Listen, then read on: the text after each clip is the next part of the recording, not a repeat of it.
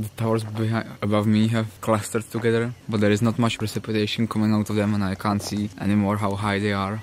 There are like two centers of precipitation. One is to the west of me, which could be that cloud, and the other one is east this time.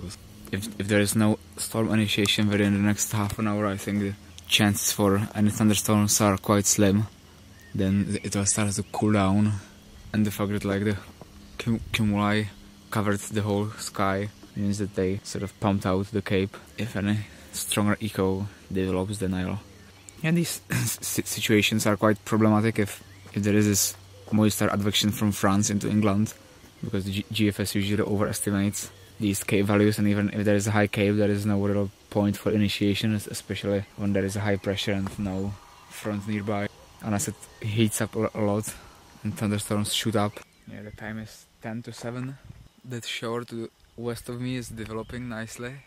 Still a lot of vertical motion. You know, the main problem is that the shores look like they are sort of like choking off themselves. It grows up, then there is some little precipitation, and then it stops.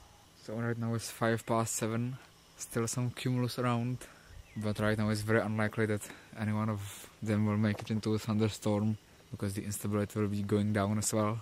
I'll still wait here for another 20 minutes, and if nothing more develops or is visible, then I'll head home.